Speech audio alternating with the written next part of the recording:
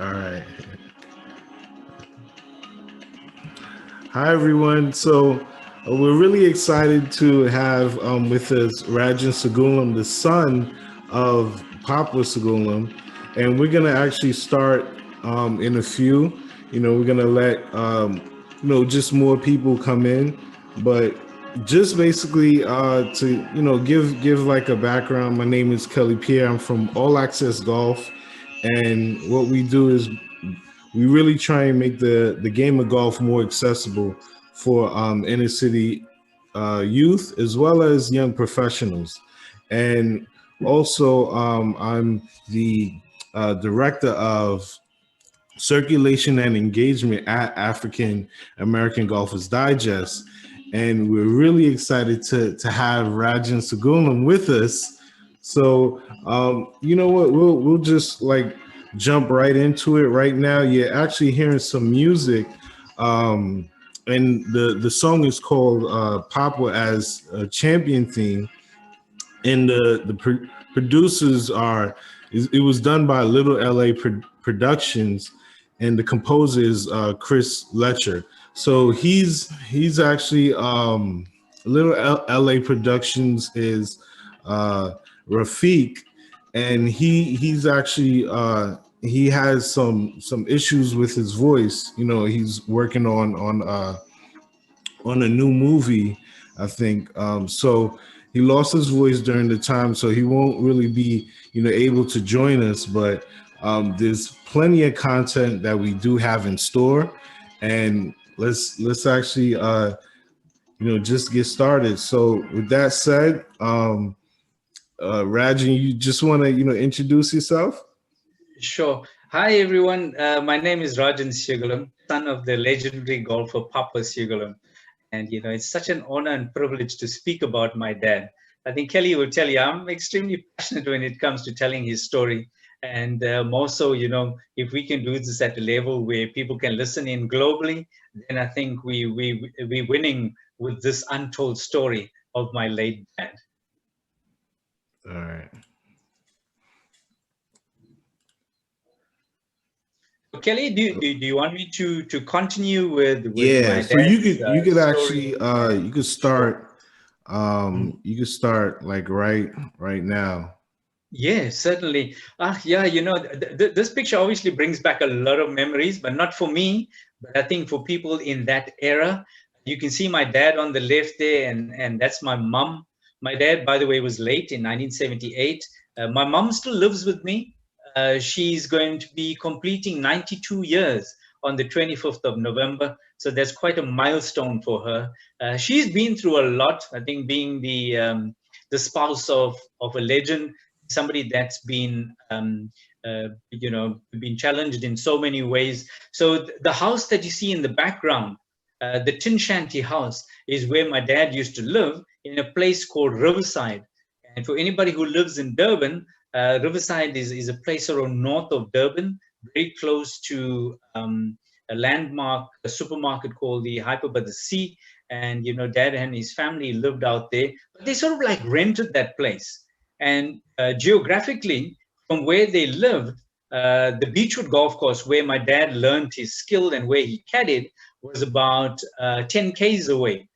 And in those days, 10 Ks, as much as we think that it's a short distance, but it must have been quite a long distance because the roads were not developed, and they had to cut through some fields in order to get to the golf course at Beechwood.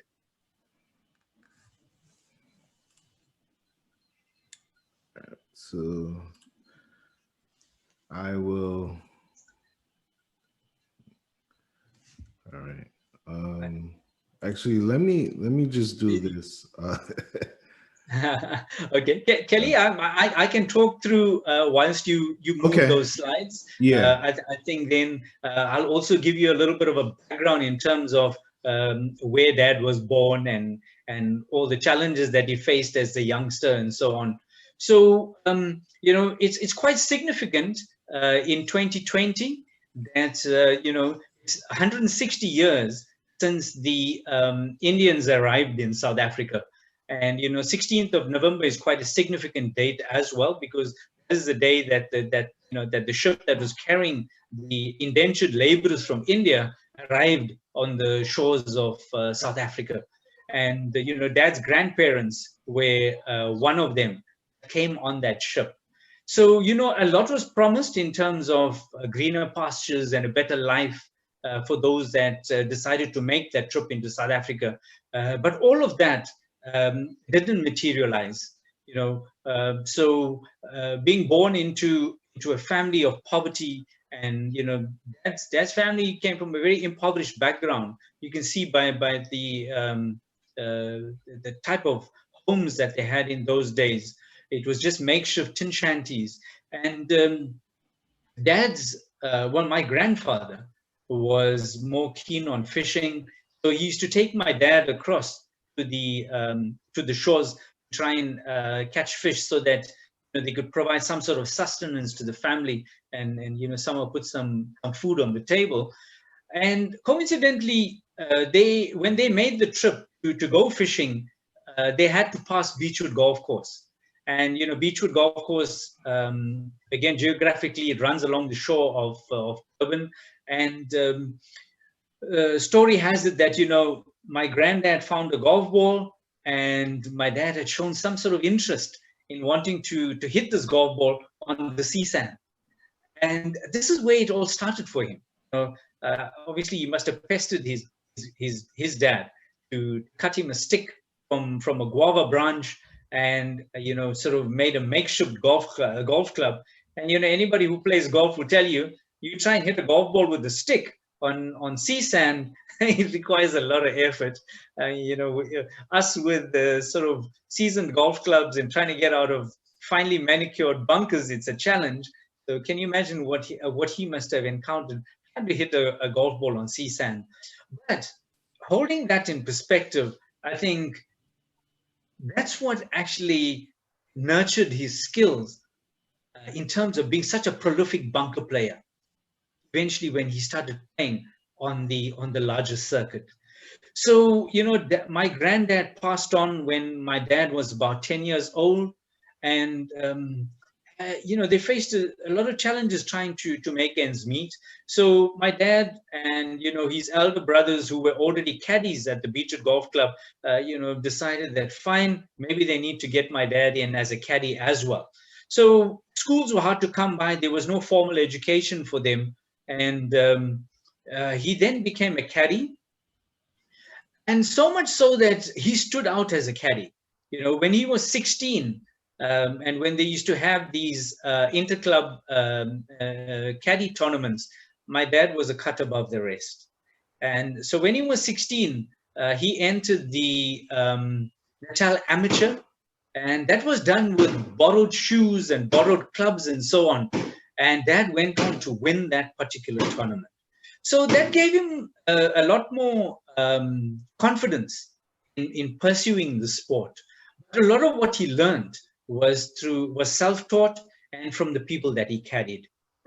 And be it as it may, his benefactor, and we'll speak about him in a little more detail a little later on, was one of the guys that my dad caddied for, and his name was Graham Wolfe.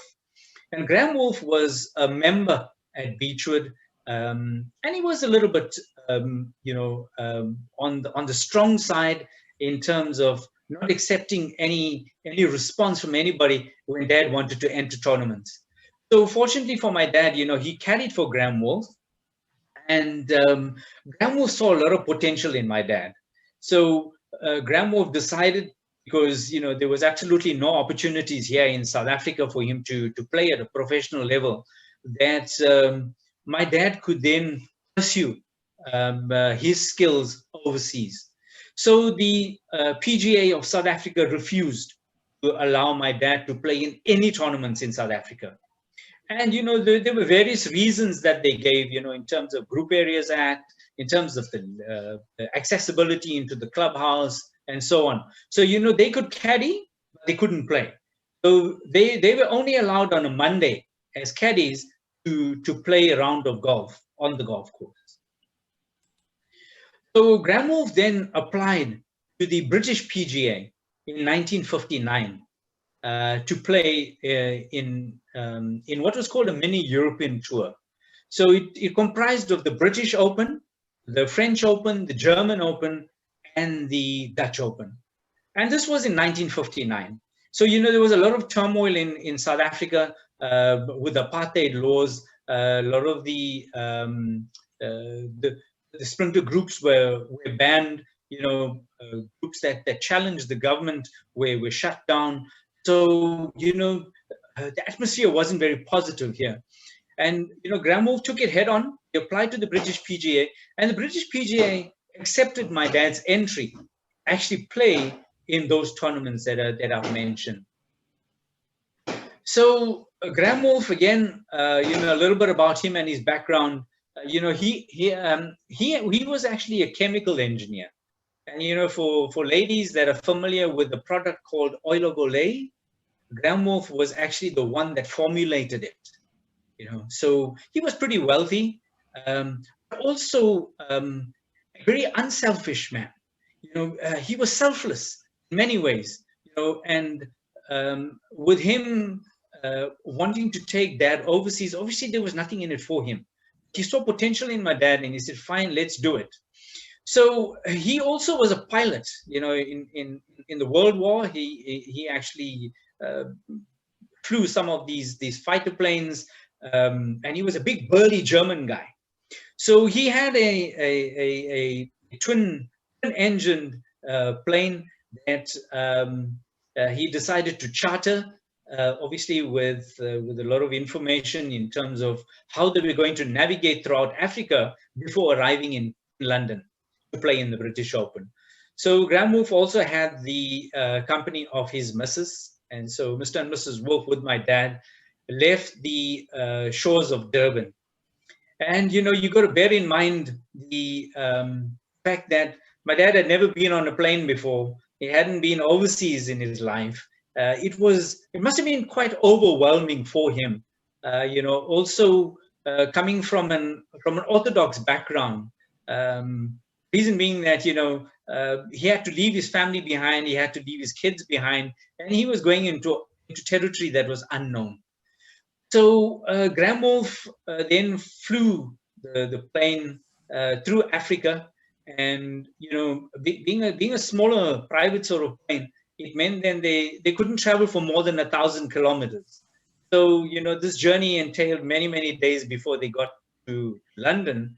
And there's some nice photographs of Dad in London, appearing out there. Graham Wolfe trying to give him some sort of advice about ensuring that he doesn't get lost out there and so on. And I must make mention of this, that my dad couldn't read or write because he hadn't had any formal schooling. And it was through this journey and through Graham Wolfe's perseverance that he taught my dad how to actually sign his name.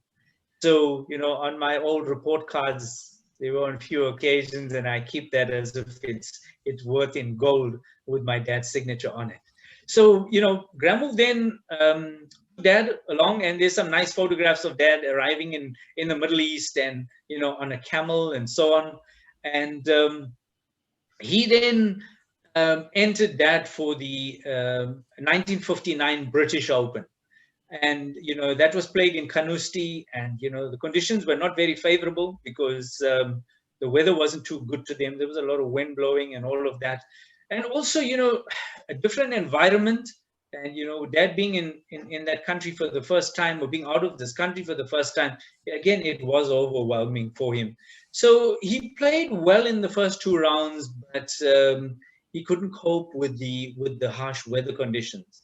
And coincidentally, 1959 was the first time that a fellow South African by the name of Gary Player won his first British Open. That was 1959. And there's some nice pictures as well with Dad and Gary on the practice tee and chatting to each other and so on. So the British Open went by, and Dad didn't fare too well in the German Open, and things didn't go too well in the French Open. But the pinnacle of that trip was playing in the Dutch Open. And again, yes, you see some photos of the area that my dad lived in, tin shanty homes with wooden branches as frames. So this is the type of conditions that he was subjected to, and this is a condition and the homestead that he belonged to in those days.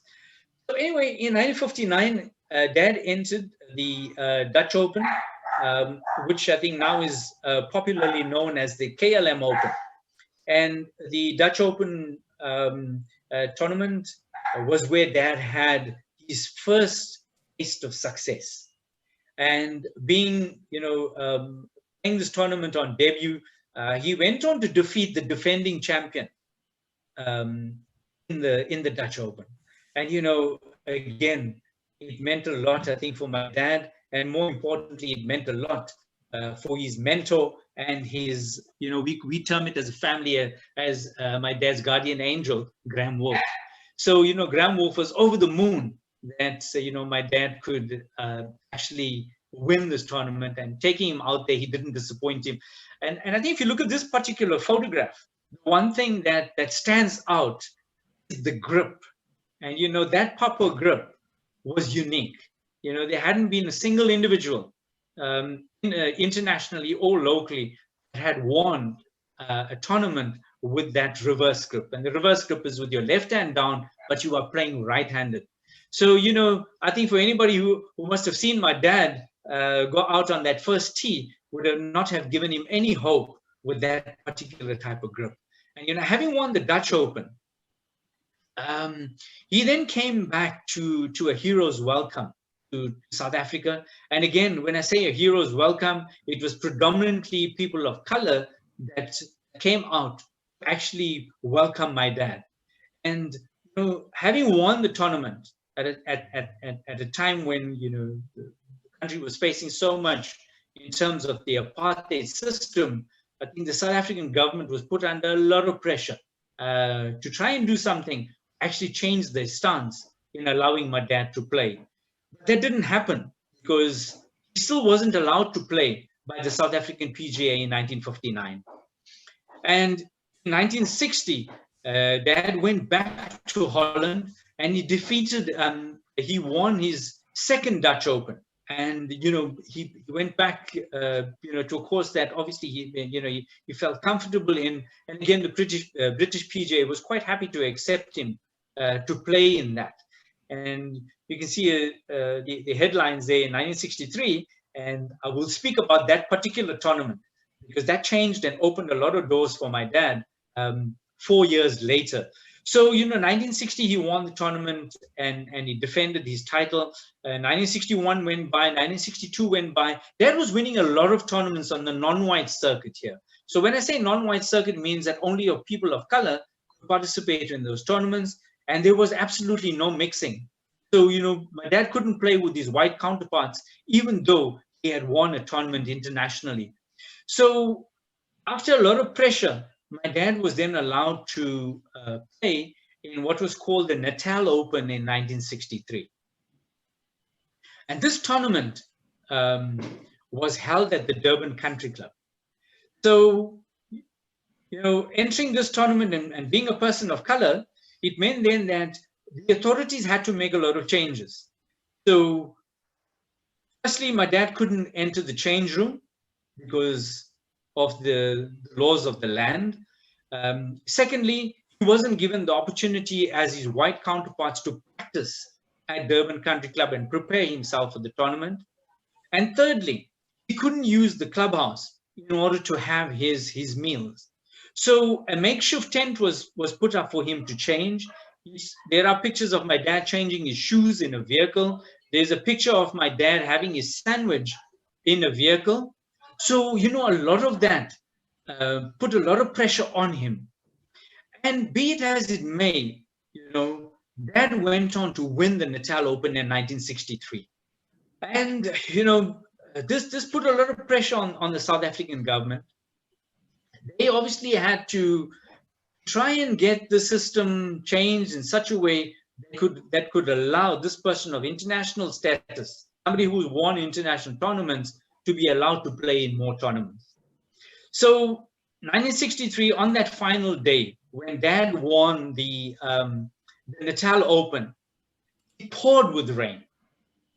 And as much as the weather conditions didn't allow for Dad to receive his prize outside, would not allow him in the clubhouse. So Dad was given his winner's check and the trophy outside through a caravan window. And whilst his white counterparts had the honor and privilege of celebrating inside, Dad had to collect his prize and leave for home without the celebration of a champion. And if you look at some of these pictures, my mom relates a lot of that in terms of a lot of these things that my dad encountered, but which he shared with my mom. And it also put a tremendous amount of pressure on her. And coming from an Orthodox family, there were many occasions when I'm sure he would have said to him, it's safer if you don't play these tournaments, because there were a lot of assassination attempts on my dad, because he was bringing the aspect of playing in an elite sport, which was reserved for the whites in South Africa, and he was going on and winning tournaments internationally. So there was a dead bird that was thrown on the vehicle that my dad came in. And much later, when he played a tournament in East London, there was a situation when there was a gas leak in the place that he was staying. So, a lot of these attempts, assassination attempts, were, it was put out there to challenge my dad. But I think, he's strong temperament. And, he knew, obviously, he could play this game. And very often when people spoke to him, and he was not much of a person who would say a lot of things. The few words that he would say to anybody was that, I'm out here to play the game, and I often let my clubs do the talking. And that was the type of a person he was. On and off the field, he had the same sort of temperament. And I think, on many of those occasions, with him being the only person of color in the field, he was very, very strong psychologically. So 1963 went by when he won the Natal Open. He also came runner-up in the South African Open in 1963, losing by one shot to a gentleman by the name of Retief Waltman. So, it obviously would have changed the whole, the whole face of winning winning your national tournament in South Africa had he won the South African Open here. But that didn't happen. So, Dad went on to win many, many South African non-white Opens. Single tournament that he entered out here as a person of color. So he was given an opportunity again to play in the Natal Open in 1965. This time in the field was Gary Player. And, if you look at the records, by 1965, Gary Player had already won all the majors. He was termed as, one of the best golfers in the world. And, people came out in their scores to see my dad play. More importantly, I think they wanted to look at what sort of parallel that they could draw in terms of my dad and Gary Player competing on the same platform. So in 1965, at the Natal Open at Durban Country Club, Dad went on to win that Natal Open for the second time. And with Gary Player being in the field, it was quite a feat for him to actually win that particular tournament. And Gary did come up to say to my dad, that he's such a fine player, and he passed on the normal comments that anybody would, and Dad again, having won that tournament, placed the South African government under a tremendous amount of pressure, because the world was questioning the inability of the South African government to allow him to play in more tournaments. And so they were left with no choice, but Dad was banned from playing in all tournaments in 1966. And this was at the peak of his career. So 1966 went by, and Dad's the ban on him was only lifted in the early 70s. And, by that time, he had absolutely no indulgence in any of the tournaments so that he could then pursue his career as a professional golfer. So that put a lot of pressure on him, because the non-white tournaments in South Africa didn't pay a lot of money.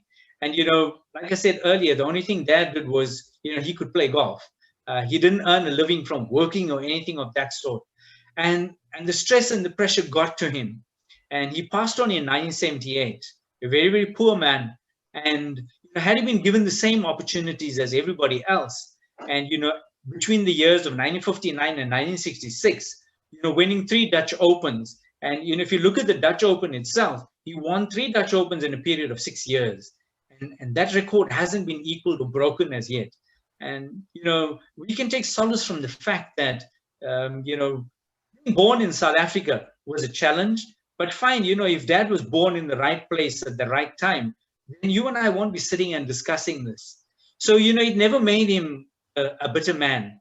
Obviously, there was a lot of disappointments that he would have faced in terms of knowing that he had far more potential, and had he been given the same opportunities as everybody else, he would have gone on to win many, many tournaments. I think both here in South Africa and overseas, because he had the ability, both the physical, the psychological strength, actually cope under pressure in those days. And we as a family, I think for us in particular, we always look back and reflect and think that I could have achieved far more. And it was only post 1994, when we got into our democracy, did my dad actually receive any recognition from the South African government. So, Dad was inducted as a recipient on the Order of Ikamanga, and it is sort of one of the highest order that is bestowed upon the citizen of the country. And, he received a few awards posthumously, post-apartheid and in our democracy. So, we're grateful for that. Dad received a lot of fame, but fortune was very, very minimal. And, we often look back and reflect and say, if the playing fields were level, he would have gone on to achieve far more than that. Also, Kelly, we want to thank you as a family for allowing us this opportunity to speak about this. And, it's very apt, like I said to you very early, it's 160 years since the South Africans, since the Indians arrived in South Africa. And, the sad tale is that in that 160 years, there's only been one Indian out of South Africa that was able to perform on the international platform. So, as much as we speak about the transformation of golf in South Africa, we also need to look at the aspect of not many people of color are coming out as playing professionals in this country. So, the same challenges that people face globally, we also feel it here in South Africa. And, until we get to a point where golf is more accessible and affordable, only then I think we'd be able to produce more golf professionals of color. So we thank you for that opportunity. And, if there's anything that you want to speak to me about, or if there's something that your listeners want to address, I'll gladly address that. Definitely. Thank you so much for sharing the story, Rajen. We're going to ask that, if there are any questions, you could put it into the chat. One of the questions I have is, I heard that he was actually left-handed, and the reason why he had the cross-handed grip was because it's really a left-hander. He learned how to play righty. Yeah, Kelly, a lot of, like I said, Dad was self-taught. And I think, even when he held the grip the first time, when he gripped the club the first time, it was probably what he was comfortable with. And, if you look at it now, 90% of the people, or 90% of the players on tour are now putting with the reverse grip. Right. Obviously, that means there's a lot of credibility in terms of what he did. I wish people would then term this as the Papwa grip, because he was the first person of color, and also the first person who actually won on the international platform with the reverse grip, or the Papwa grip, or the unorthodox grip, as many people term it. All right. So, can you speak about the relationship between Papwa and Gary Player, and how they were like just playing together, and like how South Africa viewed both players? Sure. at a time when, Gary is roughly about 10 years my dad's junior. So, when Dad was playing his tournaments, obviously Dad was, a little bit more of the senior guy when it came to Gary and my dad. But when we look at the opportunities that was offered to Gary and the opportunities that were offered to my dad, it's a huge difference. Gary didn't face the challenges that my dad faced in terms of entering tournaments. He didn't face the same challenges as my dad in terms of access to practice. My dad wasn't even aligned to a golf club. So if you look at some of the records, it shows that when they look at a golf course that you had to belong to in order to enter a tournament, in Dad's case it was unknown. That section was left as blank. So these were the challenges. My dad lived in and you see in the background of the area that he lived in, there was no running water, there was no electricity. So coming from that background, weighed against individuals that were far more privileged than my dad, where you had a good breakfast, you had a good lunch, you were informed about your diet and the physical aspect and so on. That was just thrown into the lion's den whenever he played in the tournament. A lot of those challenges being faced from the fact that because he was a person of color, his opportunities were limited in terms of accessibility. And as a caddy, he could only play one day in the week. And when you think about somebody who could only practice or play one day in the week and go out to being winning an international tournament, had he been given the opportunity to play 5 days in the week, he could have been possibly the best golfer in the world. Because a lot of what my dad possessed, we look at it as a God-given talent. Also, it was raw talent, things that he picked up. And he obviously had such a mind, to pick up these things in terms of chipping skills, putting skills, driving skills, and so on. And nobody actually gave him any advice. And being somebody who with an unorthodox grip, and it comes up in all the articles, they wouldn't have given him any hope to actually perform on that international platform. And with that ban only being lifted much later, and by that time, when we draw parallel again, Gary had been winning many tournaments between 1966 and from the time that my dad's ban was lifted in about 1972. And the only people that he could play with or compete against were people of color. And again, they were also faced with a similar situation. A lot of the Black South Africans had no access to golf courses themselves. And the thing is you couldn't perform at a championship level unless you were playing on a championship golf course. You were caddying on a championship golf course, but you had to go back to a golf course that was developed purely by the municipality or one of the local golf courses, and it wasn't on the same level as the golf courses that you had to be pitted against when you were playing on an international level. So Gary had that opportunity, proper practice facilities, proper access to golf courses, traveled without any issues. But my dad had to face all those challenges in order to be able to win a particular tournament. So one of the things also that when he was competing, he was beating his competition by, I think, like around 24 strokes sometimes. Correct. You're right. Because and that was against the people of color that he was playing against. There was absolutely no competition. There was no challenge for him. So in the meantime, unless you challenge yourself against somebody who's a better golfer, you're going to find then your ability to perform at that level is going to diminish over a period of time. At the time when Dad's ban was lifted, he had lost all his playing skills that he had possessed when he started playing at that professional level in 1959.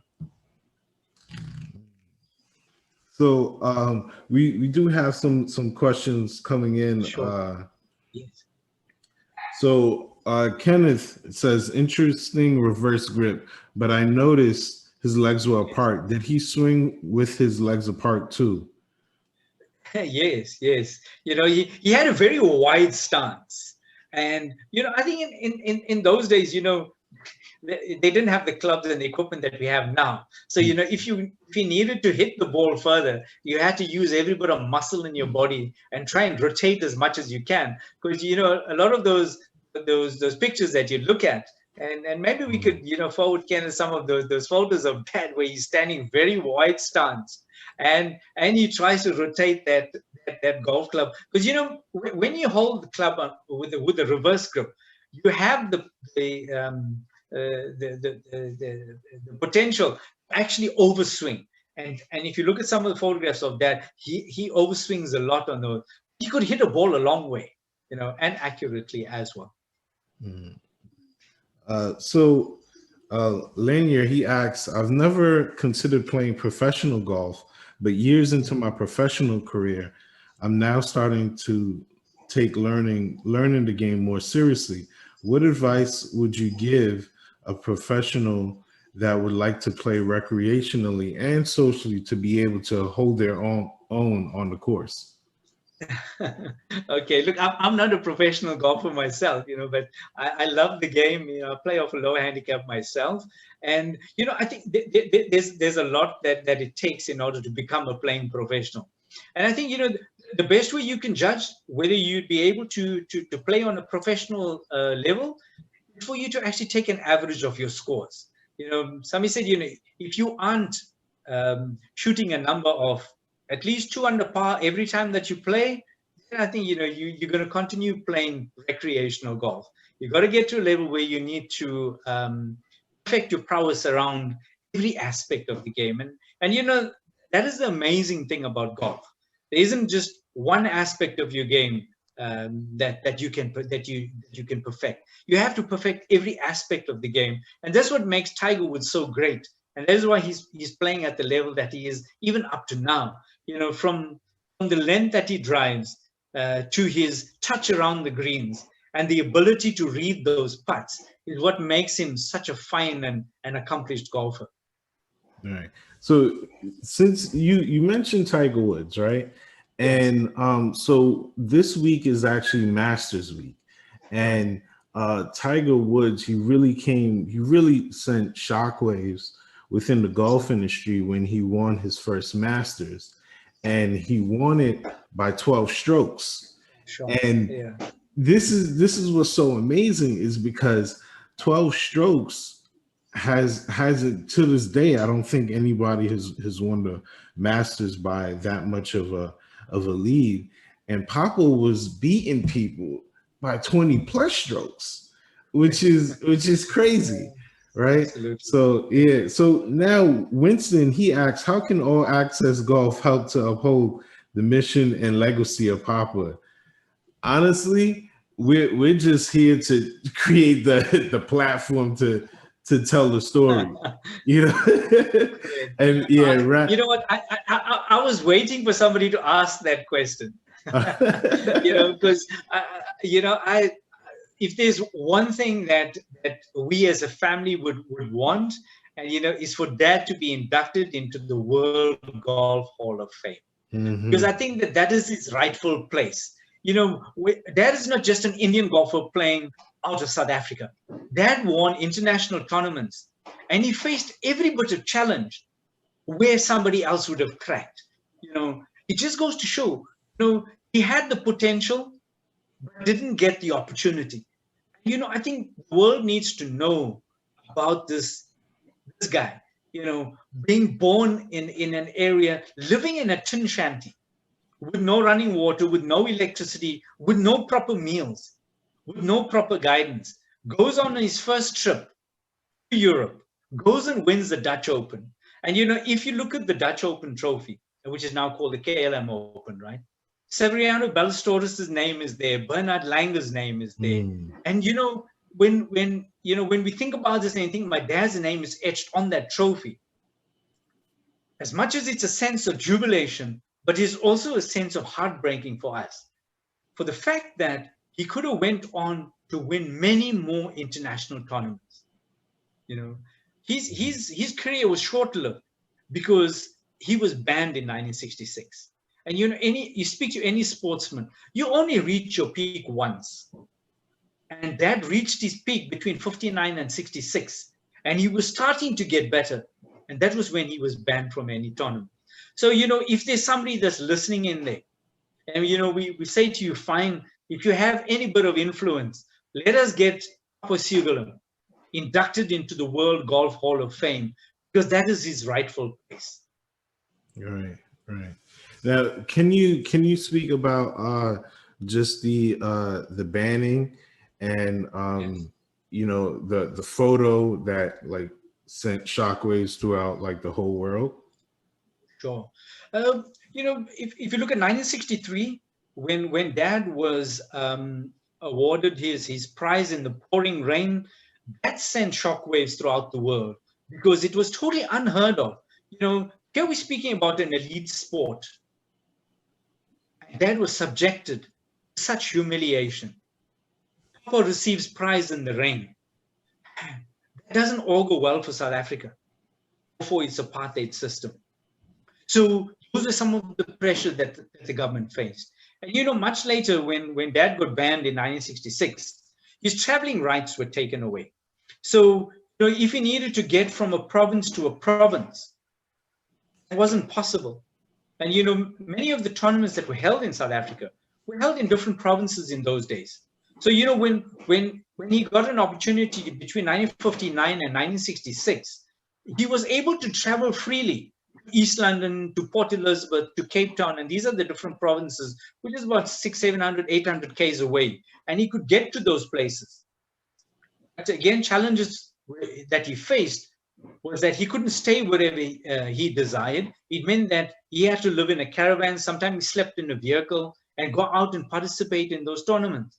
So when he was banned, it meant that even that was taken away. He couldn't travel at all. So whatever tournaments he played was only the non-white tournaments, and he was subjected only to play in the city that he was born. So witnessing or hearing about his counterparts playing in South African Opens and playing in international tournaments must have really had a lot of pressure on him. It put a tremendous amount of stress on Dad. Hence, he suffered a heart attack in 1978, and it was purely because he couldn't make a living anymore. Picking up those pennies on the South African circuit, those non-white tournaments, wasn't sufficient in order for him to make a decent living. So I think it's Thabang asks, is Papwa credited enough about bringing down apartheid in South Africa? He was at the time the face that embarrassed the apartheid government. Yes. He played a major role, as a playing professional, be able to get the government to rethink about its stance. But it didn't have a major effect, because as much as Dad embarrassed the apartheid regime, still wasn't enough that he could do as an individual in order to get the authorities to change their minds about him being able to play on that platform. It just created more awareness of the fact that there was a person of color that could play a sport that was reserved for a few elite people. And with Dad participating in those tournaments, I shudder to think what he must have encountered when he turned around and looked at the spectators. Everybody was white. He went and into looking into the clubhouse, which he couldn't use. It was predominantly occupied by white people. And we often try to get into, we thought it would be interesting to get into my dad's mind and to try and think what he must have encountered with some of those challenges that he faced, and yet be able to go out and win a tournament. And sometimes, at least most times, he did that on debut. Sometimes he was only given permission to participate in a tournament a day before. And other times, didn't even know whether he was going to play in the tournament or not. So all of these things were put in place specifically to offset my dad to such an extent that he won't perform well. And we try to document a lot of this. And it's just a pity that my colleague Rafiq Samsudin, who's working on a movie on my dad, is not here to speak about the progress that he's made, the amount of material that we've managed to accumulate over a period of time. So being able to make a feature film on my dad requires a lot in terms of finances and so on. If Rafiq Samsudin was here, he would tell you about the challenges that we face, both here in South Africa, where there's a lack of support, and we're trying to pursue this overseas as well, to see if we could get somebody that would be able to support this particular project. Because this story is just as great as anybody, and probably one of the greatest sporting stories that one could actually see on the big screen. And eventually, if that does materialize, I think it will be somewhat a therapeutic process for my family and myself. Right. So can you speak about just the influence as far as your father, as well as Nelson Mandela in South Africa? I think if you try and draw a parallel, Nelson Mandela, in the same year that Dad won his Natal Open, was the year that Nelson Mandela was arrested. And then he started serving his 27-year term a year later, after after he got arrested in 1963, and then he was then subjected to serve his prison sentence at Robben Island for 27 years. So when you look at the people that have made a difference in South Africa, Nelson Mandela, Mahatma Gandhi coming to South Africa, try and change some of the laws of the land. Also my dad, in terms of the impact that he made on the sporting front, so that people would then look at people of color in South Africa not purely as indentured laborers, because that was the purpose that Indians were brought to South Africa, but for people that have changed history. And the aspect of, for example, Basil De Oliveira, I think you must have heard of him. He was an amazing cricketer. Couldn't pursue his career here in South Africa. He had to go out and play in England. So a lot of people of color had potential. They lacked the opportunity.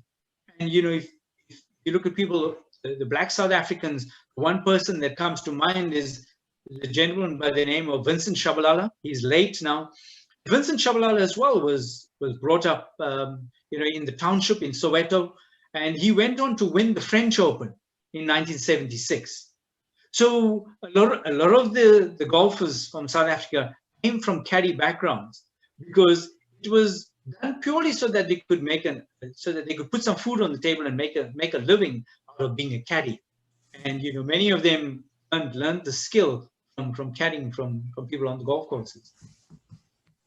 So can you speak about the basically Papwa playing in the United States, or like the journey to try and make him play in the US? Yeah, look, he had limited opportunities again to travel, but he did play in the World Golf Championship, and that was called the Carling World Golf Championship, and that was Canada. So he came 6th in that particular tournament. So when you look at that, and there's another factor, that when Dad played in the 1963 British Open, he also came 13th. And when you look at his ability to compete on that level, he could have outweighed a lot of his opponents. He was given an opportunity between 1959 and 1966. Much later, when the ban was lifted, obviously Dad's skills and ability to perform at that level wasn't the same. Even he played in India. He also played in Australia. And when we look at some of those pictures, um, and, and there are some visuals of Dad, sort of video clips. You could see how comfortable he was on the international platform. I think, if he was given an opportunity to play in some of those majors, I think he would have performed just as well as everybody else. Same level as Jack Nicklaus, Gary Player, Lee Trevino, and so on. That was the era that Dad had played in at that time. So, can you also speak about the crowd that Yes. Papwa would bring to the golf tournaments? Yes, certainly. I think 1963 was something that the Indian community had to look, because it was, they termed it their man, and it was playing at Durban Country Club. And, between the golf course where my dad caddied and Durban Country Club is not too far away. It's roughly about 10 Ks distance-wise. So the Indian community lived between Beechwood Golf Course and Durban Country Club in a place called Riverside.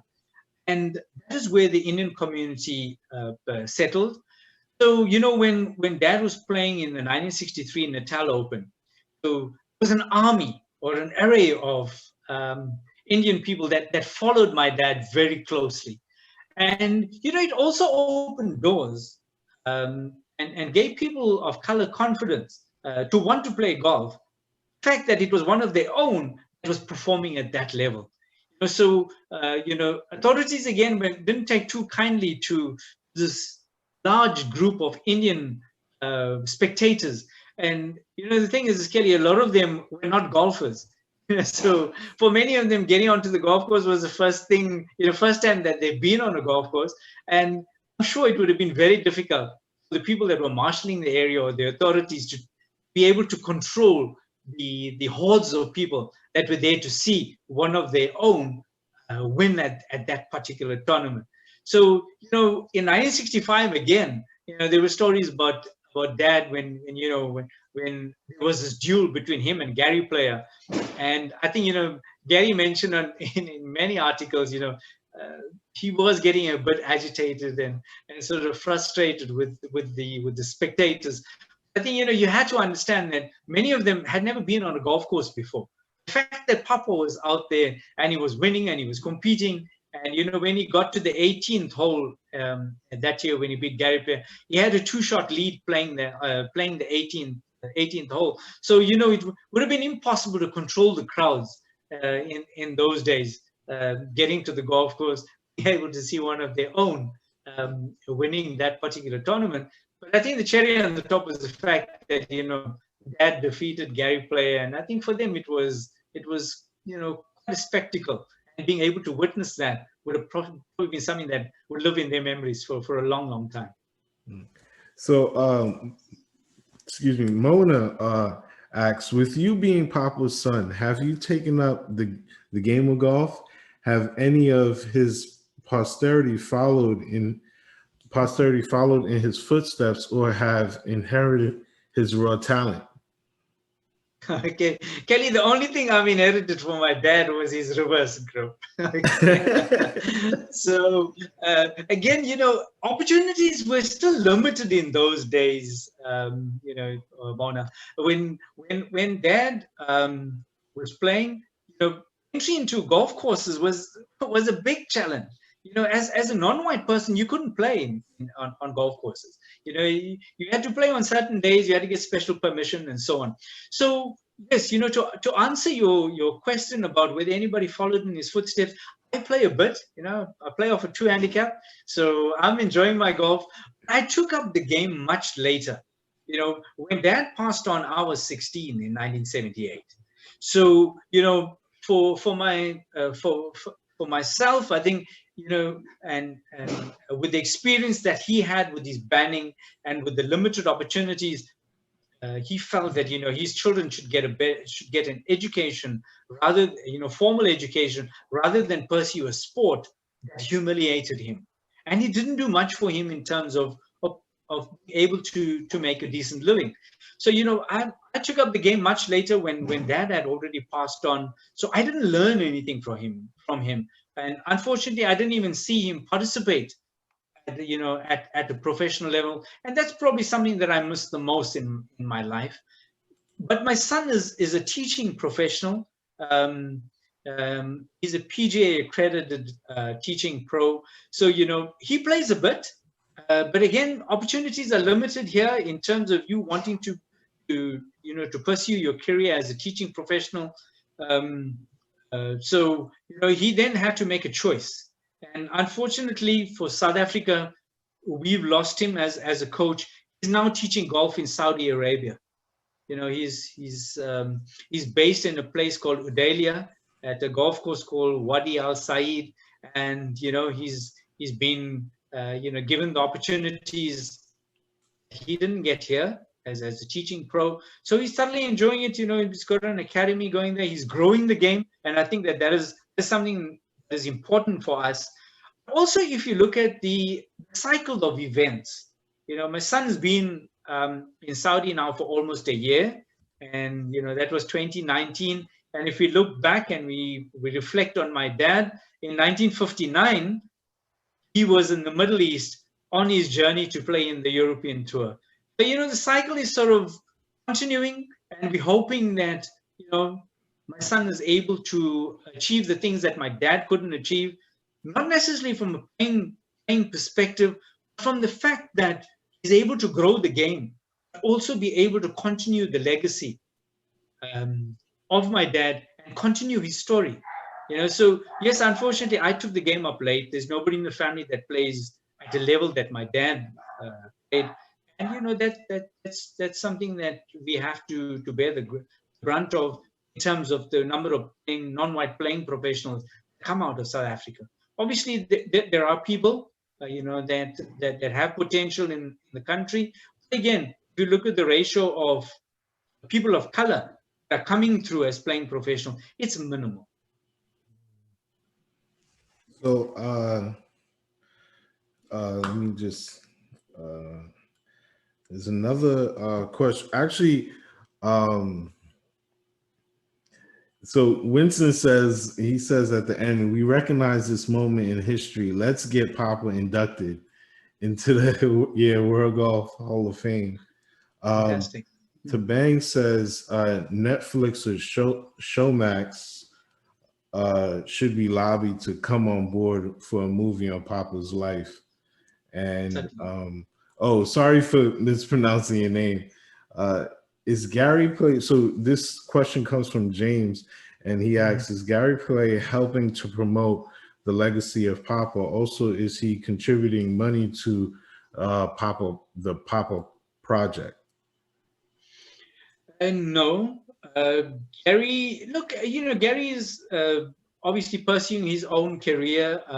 We've had a few interactions with him when we launched a book on my dad, Papa Golf's Lost Legend. He made his appearance at the book launch, but no direct involvement in terms of a feature film. If that could happen, great.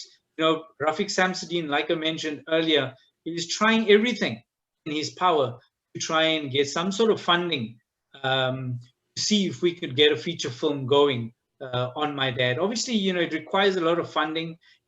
Creating the same props, the area that dad lived in, trying to create the same scenario and so on, because the area has changed a hell of a lot from the time that my dad lived in a place called Riverside. So, it's significant and important, I think, as well, that we try to recreate the area that my dad lived in.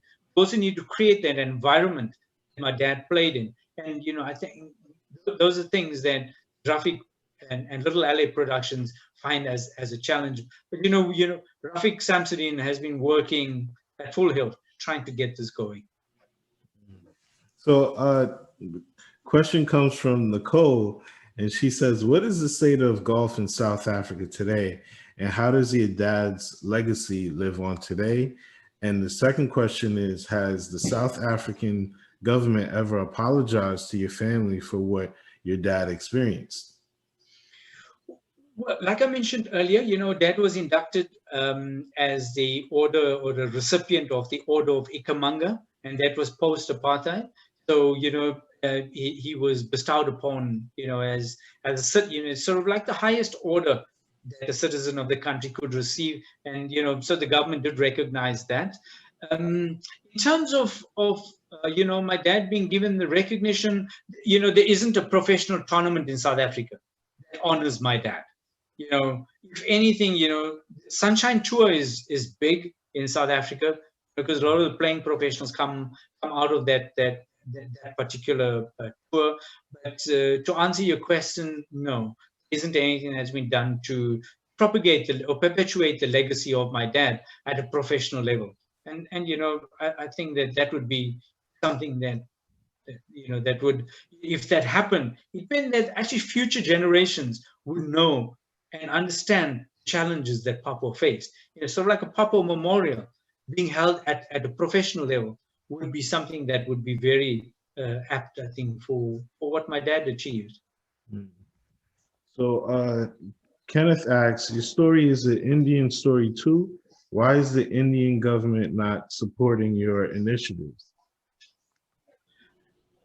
Good question. We haven't approached the Indian government, but also, Kelly, we don't want to look at this as an Indian story.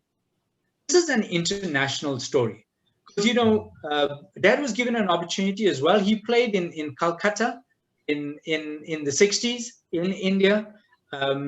And I think, look, it's an avenue that we will pursue. Obviously, with Rafiq Samsudeen at the helm, we'll try and get the South African, Rafiq Samsudeen possibly to approach the Indian government.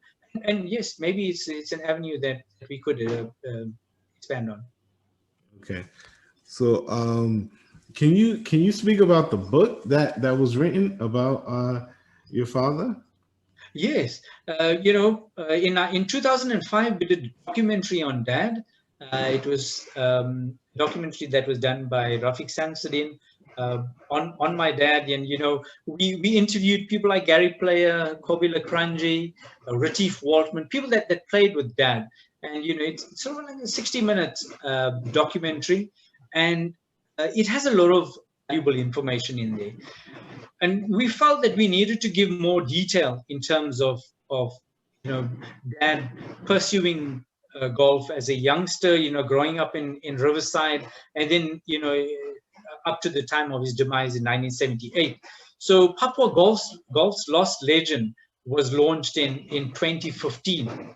And at the book launch, we had many people that attended. The book itself entails everything about my dad, from his achievements to the challenges that he faced, the hardships in terms of growing up, and then the time that he got banned, and a lot of detail about tournaments that he played, and some of the challenges that he faced. Also, a lot of detail about his trip from South Africa in 1959 to play in the mini European tour with Graham Wolfe. So a lot of that is covered in the book that was launched in 2015. And we've had we've got the script for the feature film.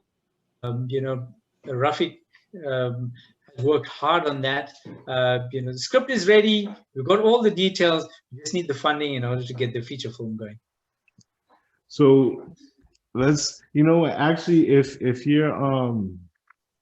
you're tuning in now, definitely let's do our part and just help spread the name of Papwa, because we don't know whose hand or eyeballs it could reach, and they could really be provide like assistance as far as just making his story be known, because it is a story that I think like in America, like we haven't really heard much about, and so thankful that like you took the time out just to tell us about your father, because like this is a story that's like it's basically unmatched. Absolutely. And when you think about the Papwa story, if you look at his participation in the mini European tour, 1959, with that reverse grip, entering into a country that he's never been in before, first time that he's been on a plane, and going out and winning the Dutch Open on debut. You just shudder to think what potential this guy had in order to actually play the sport. And the field in the Dutch Open comprised of people of international quality. So when we speak about just looking at 1959 and then going out and winning the Dutch Open in 1960 and winning it again in 1964, all of that encompasses somebody who was beyond his time. Even up to now, I mean, if you look at anybody of an Indian origin, nobody has achieved what he has achieved at the level that he played at a time when he had minimal opportunities. The opportunities are a little bit greater now, but you still find that not many people of color are coming through in terms of winning international tournaments. And I think that's a challenge that we face all over. Right. So I guess, man, this has been so insightful. If there's not any more questions, I think man, this was really good. So thank you again, just for taking the time and just telling us the story about your father. It really means a lot to us. So definitely we have to stay in touch. Any help that we could be, we're glad to help out in any way. And actually, LJ, she puts, when the world opens up, can we see the sites of Papwa in South Africa? That's a great question. There is, if you're speaking about, is there any site that has been allocated to my dad to honor him? Kelly, there is a public golf course that has been named after my dad, which is called the Papwa Sewgolum Golf Course in Durban. But apart from that, isn't any site that has been dedicated to my dad in his honor. And again, it's a sad state of affairs. That somebody of that stature is not given the recognition that he deserves. Right. So Faith says, thank you. I learned so much today. I've never heard of your dad. How amazing. And LJ asks, could we create an informal tour based on his travels? Wow, that's actually, that's actually a great idea. So are there any memorials in South Africa? Nothing at a national level. We have little tournaments that honor my dad, but apart from that, isn't anything that's done at the stature and at the level that we think that it should be done. And again, like I said to you, we have a very strong sunshine tour, and we're hoping that maybe one day there would be a Papwa memorial, at a level where golf, professionals play in that particular tournament, so that Dad can get his rightful place in terms of all that he's achieved. Right. So thank you so much for taking the time. Thank you guys for joining in, and we'll definitely we'll stay in contact, and any help that we could be, please let us know. Great, Kelly. And before we part ways, I think it's important again, I think for you to give us this opportunity, so that the legacy of my dad can be perpetuated, and more so, like I said, my mom's completing 92 years at the end of this. Again, it's a healing process for her, because I think as much as my dad encountered all of those challenges, as a woman, she also faced a lot of those challenges because he would have carried a lot of the things that he was encountering in his mind back home. And, she shares a lot of those things with us, every now and then, in terms of some of the challenges that my dad faced. And, I think it's important, again, that, we get to a point where we have this feature film so that one day the future generations will get to know who Papwa was. And, details of Little LA Productions or myself and Rafik Samsudin, I think, can be attained from yourself. We're on Facebook. We also want to thank those people that took time out to actually participate and be part of this journey. And we're hoping that, this journey continues. And, one day we'll be able to see my dad on that big screen. Definitely. Definitely. With that said, everyone just enjoy the rest of your day or evening if you're in South Africa. And thank you so much for sharing. Thank you, everybody. All right.